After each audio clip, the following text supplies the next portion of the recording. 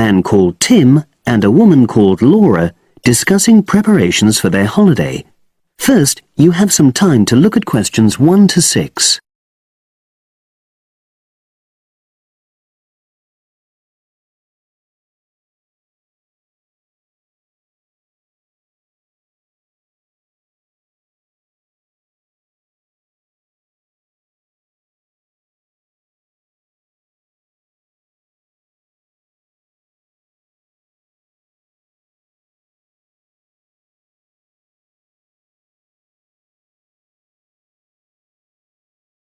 Listen carefully and answer questions 1 to 6.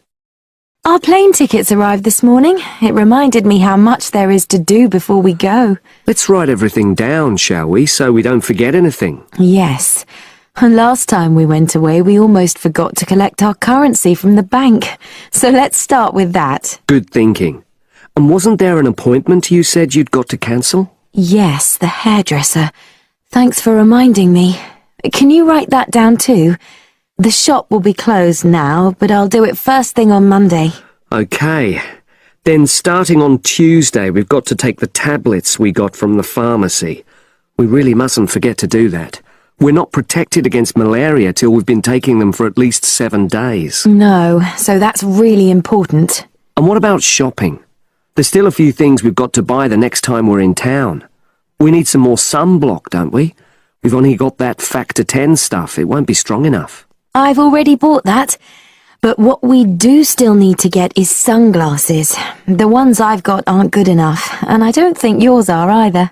Okay, I've noted that down.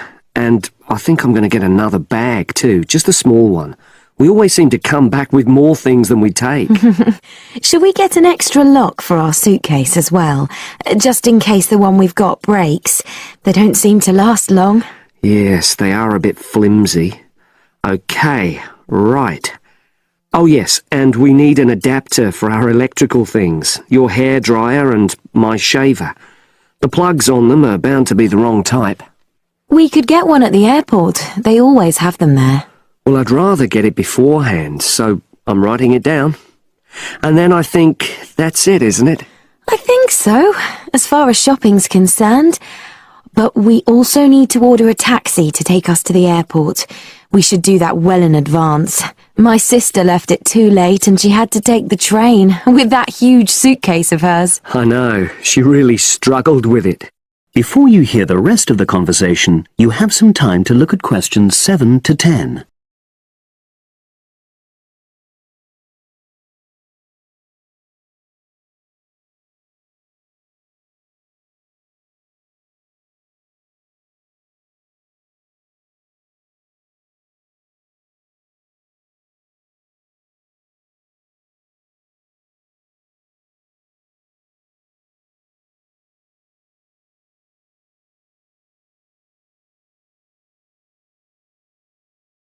Now listen carefully and answer questions 7 to 10. Now let's see. Your mother said she'd come in regularly while we're away. So what do we want her to do? I'll write some instructions and we can give them to her tomorrow. Good idea. Well, the cat's the main thing. Okay. Feed the cat. We ought to leave her the vet's details as well, just in case there's a problem. Yes. Have you got them handy? Hang on, I'm just looking. Yes, his name's Colin Jeffrey. Is that spelt with a G? Actually, it's Jeffrey. Quite an unusual spelling, isn't it? And his number? 077 594 128. It's a mobile. Okay. And you should write down where it is. It's 4th Street, not sure what number, but it's next to the bus stop, isn't it? That's not a very good landmark, but it's on the other side of the road to the church, so I'll tell her that. Let's hope she won't need a vet anyway. Yes. Right, apart from that, there are the plants to water. Ask her to make sure they don't dry out. Oh yes, and I've already mentioned the problem with the boiler, and your mum said she'd come round to meet the heating engineer and let him in. Yes, it's a lot for her to do, but we really need to get the problem sorted out. and the earliest date I could get an appointment was April the 30th. Isn't it the day after we go? Yes, we leave on the 29th, and she'll have to hang around till the job's finished. Oh, well, she won't mind, I'm sure. She likes helping people out. Yes, she does. Okay. That's it then, I think. Unless you can think of anything else. Not at the moment. Leave the list there and I'll add to it. That is the end of part 1. You now have half a minute to check your answers.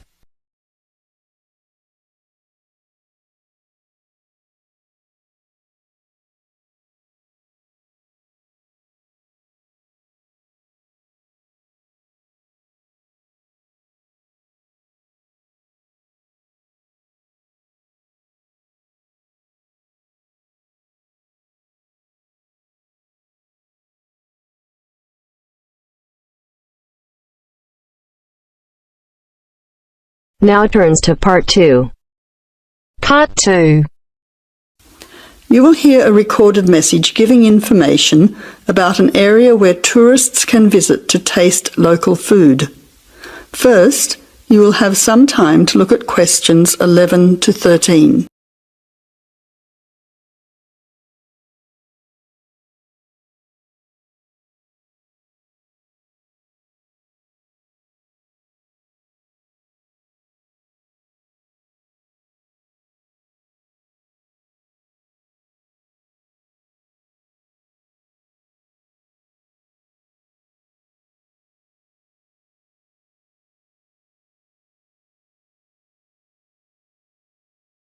Now listen carefully to the first part of the message and answer questions 11 to 13. Welcome to the tourist information line for the Valley Food Trail. Here you will find many local food products for you to sample and buy. It is possible for you to spend as much or as little time as you want, but I suggest that you allow a full day for touring this area. Of course, there are many half-day tours available for those of you short on time. Now, it's quite a large area and stretches from Brookville to Ford Hill. For those of you unfamiliar with the area, that means that it is 10 kilometres to 35 kilometres from the city centre, or by car 15 minutes to the closest point, continuing to 55 minutes at its furthest point from the CBD. Of course, apart from food, there are many other places of interest in this area, including cafes and restaurants and galleries and studios.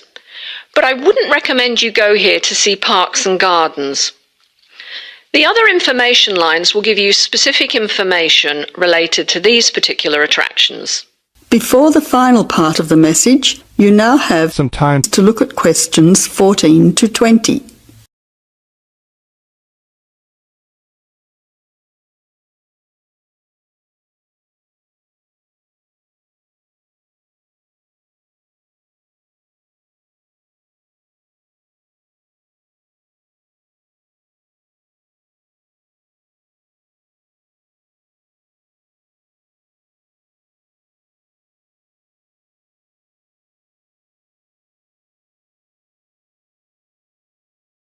Now answer questions 14 to 20. But let's go back to food. If we begin in Brookville and head north towards Upper Valley in a clockwise direction, passing West Valley on West Road, we cross over Coast Road to come to our first place of interest, Magic Coffee. This is not to be confused with the Coffee House, situated opposite on the other side of the valley on the railway line. Magic Coffee is next to the Chocolate Company, which is on the corner. Just past the ice cream shop on the corner of John Street is the Fresh Produce shop. A little further north, we have reached Ford Hill, where we can start our drive southwards along Great Northern Highway following the railway line. First, we come to the organic market near the corner of Memorial Avenue, and then to Olive Farm opposite Olive Road. Just before we come to the next street crossing, we see the Honey Pot, which is practically opposite the coffee house. There is another chocolate company which sells nougat as well, just nearby. Following the railway line along Great Northern Highway, we return back to Brookville. Now, as I have said previously, if you only have a few hours to spare, there are several places that you shouldn't miss. The two chocolate places make equally nice chocolate, but the factory has the added bonus of nougat, unlike the company. Of course, everyone loves ice cream, especially unusual flavours such as coffee and nougat, so the ice creamery is definitely worth a visit. And while the coffee house sells expertly made hot drinks, including hot chocolate, I think your time would be better spent sampling the many products on offer at the organic market. Well, I hope you enjoy your time visiting the Valley Food Trail and enjoy all the wonderful local foods on offer. That is the end of part 2. You now have half a minute to check your answers.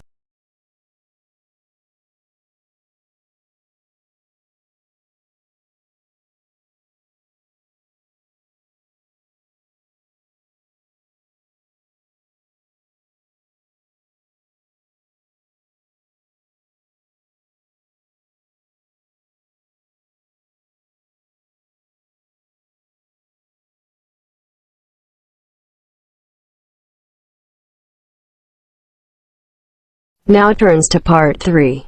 Part 3. You will hear two undergraduates doing a research methods course.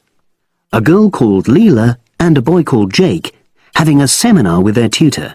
Now you have some time to look at questions 21 to 24.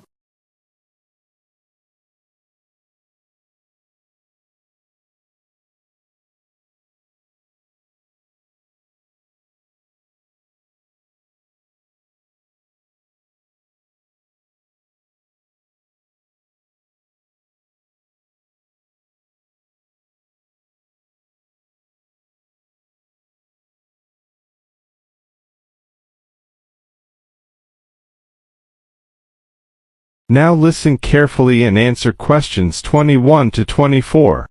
So the task I gave you both was to choose an article about a small-scale research project. Yes. You were then required to try to reproduce the research procedures in your own context, i.e. try it out for yourselves. Yeah, and that's what we've done. Great. So I'd like you to tell me a bit about the article and why you chose it. Well, the article's written by 2 university lecturers who had started using crosswords to help their students revise terminology for exams. And the crosswords were designed and set on computers. And we selected the article because, well, it seemed an accessible topic, even though we weren't familiar with the technique. You know, using IT to design crosswords for higher education. That's a good reason. So these lecturers wanted to see how well this innovation was received by their students. Yes. So how did you go about reproducing the research? Well, we drew up a list of terms from one of our own modules and designed a crossword for revising these terms. Then we asked our classmates to try out the crossword and give us feedback, their opinions on how they felt about using the technique. Was it easy to find participants? It wasn't easy at first, but then we convinced them that by taking part in the research, they were actually benefiting themselves by preparing for an exam, which is coming up later this term. And it worked. Good.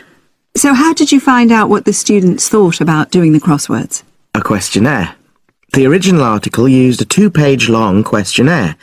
There were lots of excellent questions on it, but the whole section on difficulties using IT is now obsolete. Old-fashioned even though it had only been written a couple of years ago. So you designed a shorter version? Yeah. Then we sent it to the 40 students by email and got 28 replies. I was taken aback by the fact that everybody we talked to thought this was a good return. I mean, the responses were well written. People had taken a lot of care, but I was really disappointed with the low numbers. Yes, an important lesson to learn for an apprentice researcher. Yeah. Now you have some time to look at questions 25 to 30.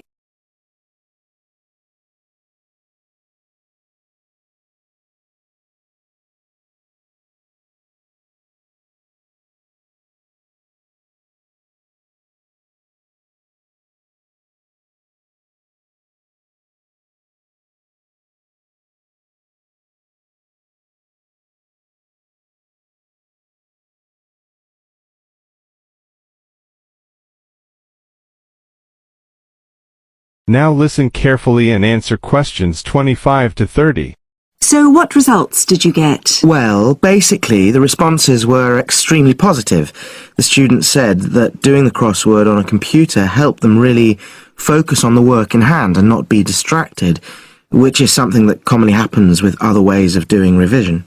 Yeah, that was really clear.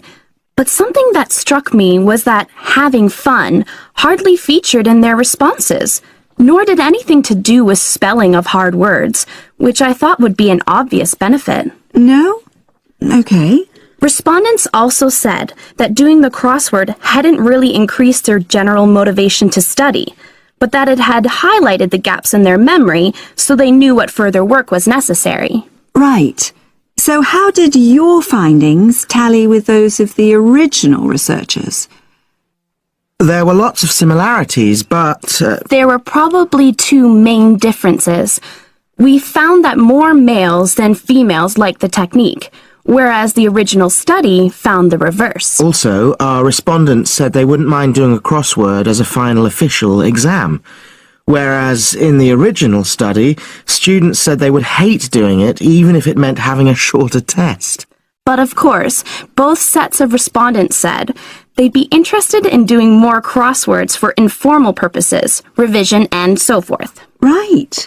So let's have a think about the whole project and what you've learned from doing it. Well, it was very time-consuming. Yeah, and I don't think we managed that aspect very well. It could have been worse. I mean, we didn't have a lot of data, so we didn't have to spend ages processing it. And of course, we'd already done a course on numerical data processing, so there wasn't much new there. Yeah, that's true. Anyway, I think we designed our questions well so that they gave us manageable data. Yeah, it really helped having the original study to guide us, as it were. And that helped us to see what a good research instrument is. What a good questionnaire should be like. Absolutely. We got a lot from that. But when we were writing up the project, I'm not sure whether we'll know how to acknowledge the work of the original study. You know, our referencing. No, that's something we'll both have to work on in the future. Actually, that part's been great. Finding ways to share and support another person. That's the real plus from the project, learning ways to do that. Well, it's obviously been very successful. That is the end of part 3. You now have half a minute to check your answers.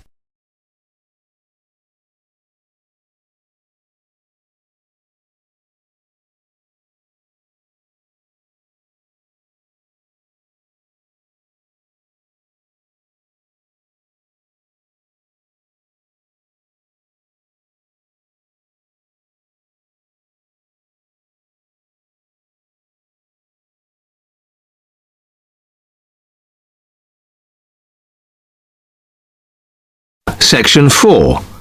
You will hear part of a lecture on the current and future use of mobile phones. You now have 30 seconds to read questions 31 to 35.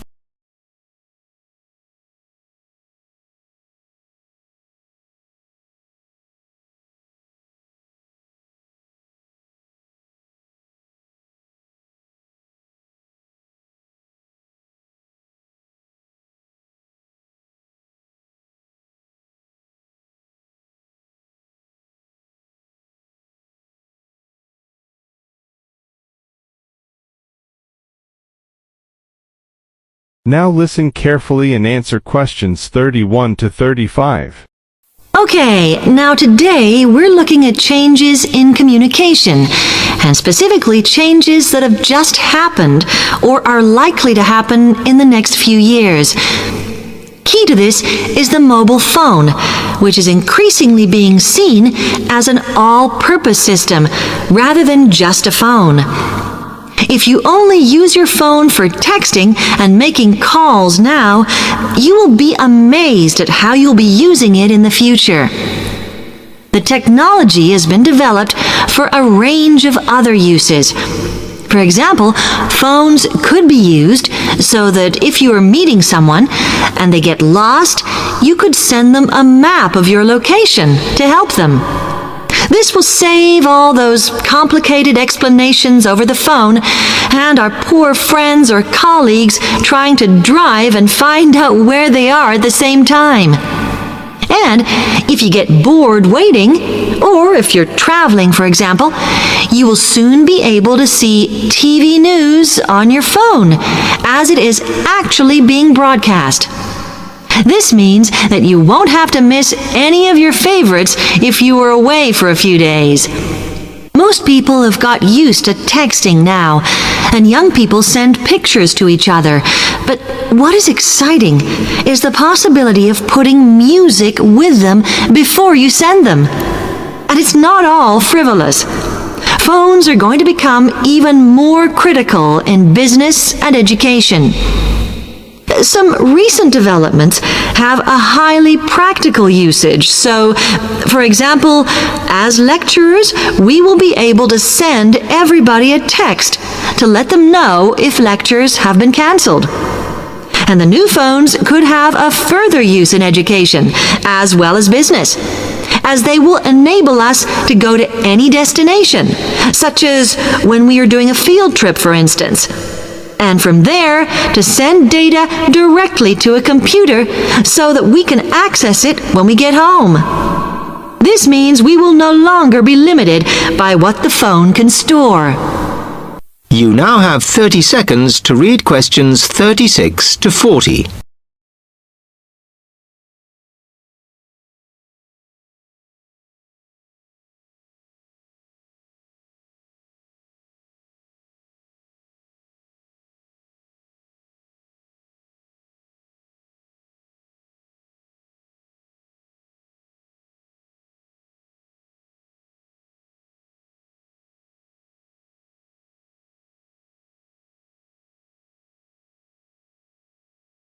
Now listen carefully and answer questions 36 to 40. And it's interesting to look at the different ways that men and women use phones now, as that does affect how the technology will develop. Some research has been done on how people use phones, and some of the results are surprising. One of the increasing usages of mobile phones is to get all sorts of data, such as phone numbers, the weather, train times, etc. And while there's been an attempt to set up connections with things that women might be interested in accessing, it is overwhelmingly men who do this. But what about the traditional use of a phone? To speak to people? I suppose we would predict that it is mainly women who use phones as a method of contact for friends and family, but, in fact, the genders exploit this facility equally. I've spoken about the increased business usages that phones will offer, and I suppose we would associate this usage with men. The survey picked up, though, that women are often working from home or catching up with work in the evenings, so they use phones in this way as much as men do. Most of us are aware we can store photos on our phones. It's an ideal method of capturing a moment wherever you are. Women tend to be the group that keep photos on their phones, but it seems that men use their phones to actually take pictures much more than women do. And of course, all this knowledge affects the marketing that the companies will do in order to sell the phone. That is the end of section 4. You now have half a minute to check your answers.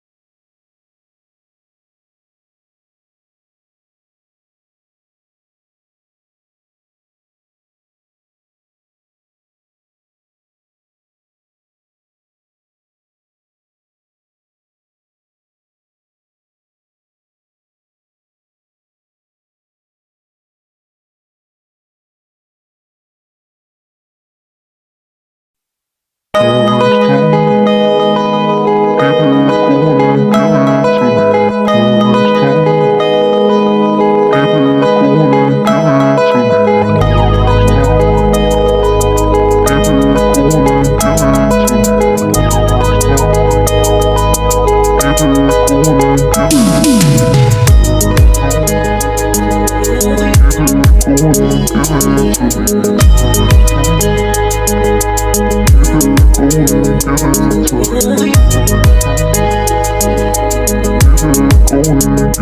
to me.